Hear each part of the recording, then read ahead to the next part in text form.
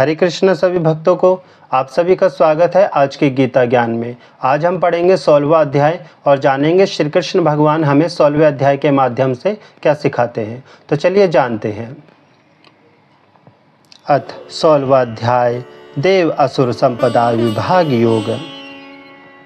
श्री कृष्ण भगवान बोले, हे अर्जुन, अब मैं तुझे देवी आसुरी संपदा के लक्षण बताता हूँ। सुनो, सर्वथा अभय का भाव, अंतकरण का निर्मल ज्ञान एवं कर्मयोग में दृढ़ स्थिति, दान, इंद्रिय संयम, यज्ञ, स्वाध्याय, तप, सरलता, अहिंसा, सत्य बुद्धि का अभाव, त्याग, भावना, शांति, चुगली ना करना, प्राणियों पर दया, अतिलोभ का अभाव, कोमलता, अकार्य में लज्जा, व्यर्थ चेष्टाओं का अभाव, तेज, क्षमा, धैर्य, बाहर भीतर की शुद्धि, अभिमान का अभाव, ये सब लक्षण देवी संपदा प्राप्त मनुष्यों में पाए जाते हैं। और पाखंड, घमंड, अभिमान, क्रोध, क्रूरता और अज्ञान आसुरी संपदा प्राप्त मनुष्यों में पाए जाते हैं। देवी संपदा मुक्ति का और आसुरी संपदा बंधन का कारण बनती है। हे अर्जुन, तू चिंता मत कर, तुझे देवी संपदा प्राप्त है। देवी स्वभाव तो विस्तार से मैंने तुझे बता ही दिया था, अब असुरी संपदा कहता हूँ। हे अर्जुन, आसुरी स्वभाव वाले मनुष्य कर्तव्य और अकर्तव्य को नहीं जानते, वे शुद्ध आचरण और सत्य भाषण भी नहीं जानते। ये जगत को आश्रयहीन, सर्वथा असत्य और ईश्वर रहित स्त्री पुरुष के संयोग से उत्पन्न मानते हैं। इसलिए इनकी दृष्टि में ये केवल भोग भोगने के लिए है। इस प्रकार मिथ्या ज्ञान में फंसकर ये मूर्ख अपना आप खोकर उग्र कर्मा बन जाते हैं और सबका अहित करने वाले जगत का केवल नाश करने के लिए ही उत्पन्न होते हैं। ये मनुष्य पाखंड, अभिमान और मत से भरे, कभी पूर्ण ना होने वाली कामनाओं को बांधे रहते हैं और अनंत चिंताओं से घिरे रहते हैं।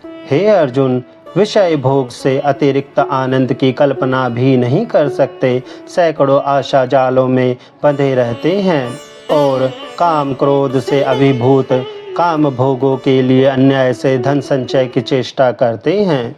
ऐसे मनुष्य की विचारधारा इस प्रकार चलती है, आज मुझे यह मिला है, इसमें यह प्राप्त होगा, इतना तो धन है, इतना और हो जाए, मैंने अमुक शत्रु को मार दिया है, दूसरे शत्रु को भी मारूंगा, मैं ईश्वर और ऐश्वर्य का भोगी हूँ, सिद्ध बलवान और सुखी हूँ, बड़ा धनवान और बड़े कुटुंब वाला हूँ, मेरे समान यहाँ कौन है, मैं यह करूँगा, दान दूंगा और प्रसन्न होऊंगा। इस प्रकार की भ्रांतियों में चंचल चित्त से अज्ञान से घिरे भोगों में फंसकर अशुद्ध मन वाला पुरुष नरक में गिरता है।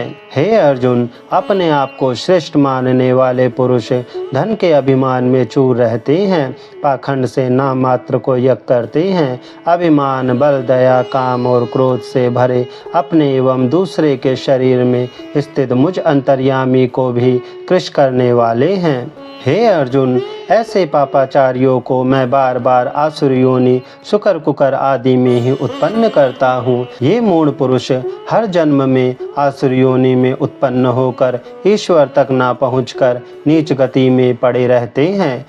हे अर्जुन, काम, क्रोध और लोभ ये आत्मा के विनाशी 3 द्वार है, इन तीनों को छोड़ना चाहिए। इन तीनों से छूटा हुआ मनुष्य आत्मकल्याण का आचरण कर पाता है और फिर श्रेष्ठ गति को प्राप्त होता है। और जो पुरुष शास्त्र को छोड़कर अपनी इच्छा से वर्तता है, वह ना तो सिद्धि को प्राप्त होता है, ना सुख को, ना परम गति को ही। इसलिए हे अर्जुन, कर्तव्य अकर्तव्य का निर्णय शास्त्र से ही करना चाहिए। शास्त्र विधि नियत से कर्म ही तुझे करना चाहिए। तो भक्तों, आज के लिए बस इतना ही। कमेंट करके ज़रूर बताना कि आज की गीता ज्ञान से आपने क्या सीखा, और अगर जो इससे रिलेटेड आपका कोई क्वेश्चन हो तो हमें प्लीज़ कमेंट के ज़रिए पूछ सकता है। मैं कोशिश करूँगा उसका आंसर देने की। हरे कृष्णा।